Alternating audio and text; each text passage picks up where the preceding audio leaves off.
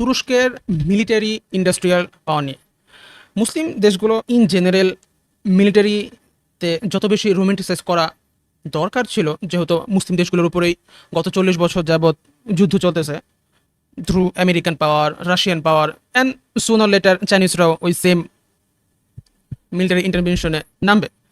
চাইনিজদের যত military build up দেখতেছি আমরা, এটা শুধুমাত্র শো অফের জন্য তো না।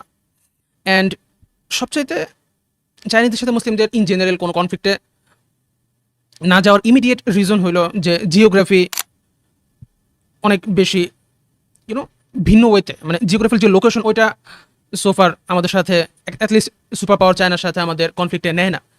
তবে এছাড়া রাশিয়ানরা বসনিয়াতে, চেচনিয়াতে, সিরিয়া অ্যাটলিস্ট 1000 কিলোমিটার, 2000 কিলোমিটার দূরে হবে, স্টিল রাশিয়ানরা যা করছে।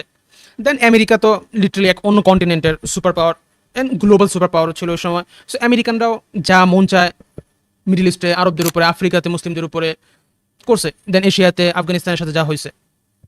সো এত কিছু হওয়ার পরেও সিরিয়াসলি যারা মিলিটারি বিল্ড আপ সম্পর্কে সিরিয়াস অ্যান্ড তাদের দেশের সিকিউরিটি নিয়েও সিরিয়াস, আশা তা আমাদের তাই হওয়া উচিত ছিল যে ওইসব রাষ্ট্রগুলো অ্যাটলিস্ট সিরিয়াস থাকে। ফর এক্সাম্পল তুরস্ক, ইরান, পাকিস্তান, সৌদি, ইজিপ্ট, এইসব রাষ্ট্রই মিলিটারিলি সবচেয়ে বেশি ঝুঁকিপূর্ণ অবস্থায় থাকে। দেন সিরিয়ার কথা বলতে পারি, ইরাক, ইয়েমেন, বাংলাদেশ নিতে পারো, ইন্দোনেশিয়া, দেন মালয়েশিয়া। এখন এই যতগুলো দেশের নাম বললাম, এই প্রত্যেকটা দেশের একটা সাইজেবল ইকোনমি আছে, একটা বিগার পপুলেশনও মুসলিমরা পজেস করে। স্টিল মুসলিমদের ভিতরে যত বেশি মিলিটারি ইকুইপমেন্ট নিয়ে একটু লেজিনেস ফিল হয়, যে সামহাও আমরা মুসলিম দেশগুলোর কথা বলতেছি, যে আমাদের মিলিটারি ইকুইপমেন্ট ছাড়া আমরা জিহাদ করব, যুদ্ধ করব। অ্যান্ড এই সেম বিষয়টা যদি ইউরোপিয়ানদের অন্যদিকে আমরা দেখি, ইউরোপিয়ানরা তারা মুখের ভাষায় বলে যে তারা যুদ্ধ করতে ইচ্ছুক নয়, তারা শান্তি চায়, তারা ইন্টারন্যাশনাল ল, হিউম্যান রাইটসের কথা বলে, অনেক সুন্দর সুন্দর রেটরিক ব্যবহার করে। বাট তাদের মিলিটারি বিল্ড আপ দেখো বা দেখেন, সিগনিফিকেন্টলি হাই। ছোট্ট স্ক্যান্ডিনেভিয়ান কান্ট্রি, তাদের যে ইনোভেশন মিলিটারি ইকুইপমেন্ট নিয়ে, মিলিটারি যত ধরনের equipment, for example jet engine বানানোর জন্য স্ক্যান্ডিনেভিয়ান কান্ট্রিরা কাজ করে। ইউরো টাইফোন ইউরোপিয়ানদের একত্রিত হয়ে একটি এয়ারক্রাফট বানানোর জেট, ওই এয়ারক্রাফটের বেশিরভাগ কাজ করছে ইটালি, স্পেন, পর্তুগাল, স্ক্যান্ডিনেভিয়ান রাষ্ট্রগুলো, নরওয়ে, সুইডেন, ফিনল্যান্ড, এইসব রাষ্ট্র।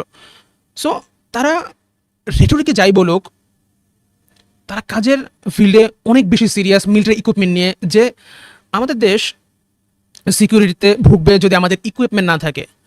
সো অন্যদিকে মুসলিম দেশগুলো রেটরিকে খুবই স্ট্রং, যে অমুক দেশের সাথে আমরা লড়াই করব, আমরা ডিফেন্ড করব, বলতেই থাকি আমরা সকল কিছু। আমাদের পলিটিশিয়ানরা অনেক বড় বড় মিথ্যা বলে। তবে রিয়েল ফিল্ডে, যেখানে ইনোভেশনের ফিল্ডে, মিলিটারি ইকুইপমেন্টের ফিল্ডে, মিলিটারি ইন্ডাস্ট্রির ফিল্ডে, ওইখানে লিটারেলি বাংলাদেশের মতো একটা দেশের এখনও এয়ারক্রাফট জেট, 4th জেনারেশনের এয়ারক্রাফট জেটের ইউনিট নাই। আমাদের 3rd জেনারেশনের এয়ারক্রাফট রাশিয়ানদের নেওয়া 1990s-এ, উইচ ইজ অ্যাটলিস্ট 25 to 30 ইয়ার্সের ডিফারেন্স। এর ভিতরে দুনিয়া চাইনিজরা 6th generation fighter jet create করছে। না, ফাইটার জেট আমাদের অবস্থা বোঝানোর জন্য বলতেছি, আমাদের সকল সেক্টরই এই অবস্থা। মুসলিম দেশগুলোর, বাংলাদেশের অবস্থা তো আরও একটু বেশি করুন।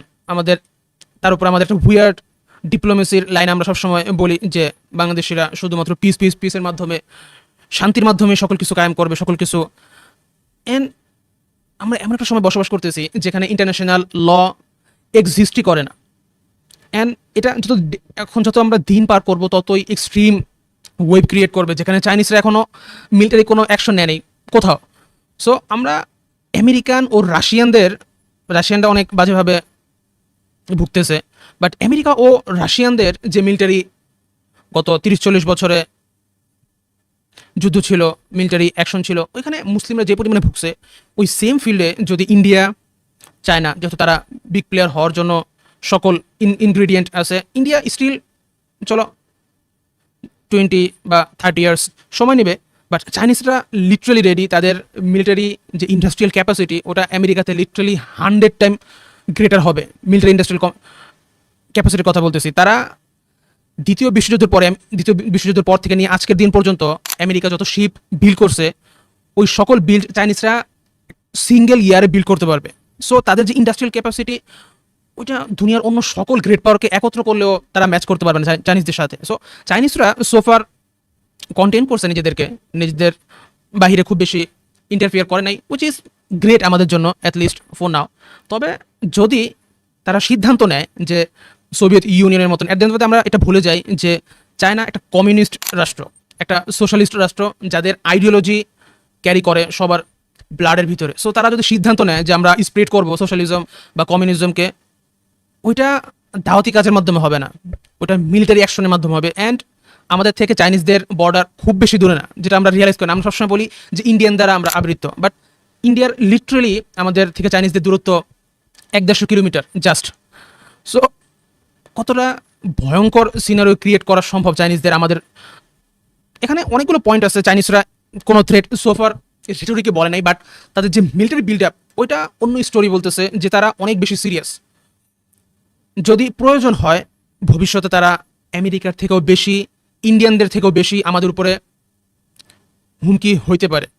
অ্যান্ড চাইনিজরা যে মিলিটারি অপারেশন করবে বা যুদ্ধ ক্যারি করবে, ওটা ইন্ডিয়ানদের মতন বা পাকিস্তানদের মতন এত লুজ ওয়েতে যুদ্ধ হবে না, বিকজ চাইনিজদের ইন্ডাস্ট্রিয়াল পাওয়ার এত লার্জ স্কেলে তারা প্রডিউস করতে পারে যে আমরা এখন রাশিয়ানদের ইউক্রেনিয়ানদের শহরে 700, 900, 1000 করে ড্রোন পাঠা। ওই সেম স্কেলটা যদি চাইনিজরা করার চেষ্টা করে, তারা এক দিনে লক্ষ ড্রোন মারার মতন ক্যাপাসিটি বিল্ড আপ করতে পারবে। এখানে অনেকগুলো বিষয় আছে যে তারা অপোনেন্টস কাকে দেখে, ওটা অন্য কোনো ডিসকাশন। বাট আমি যা বলার চেষ্টা করতেছি যে মুসলিম দেশগুলো রেটোরিকে যত বেশি আমরা রেটোরিক্যালি মুখে যত বড় বড় কথা বলি, আমাদের অ্যাকশনে আমাদের ইন্ডাস্ট্রিয়াল ক্যাপাসিটি আমাদের সবচেয়ে বড় জবাব যে আমরা সিরিয়াস না মিলিটারি কোনো বিল্ড আপে।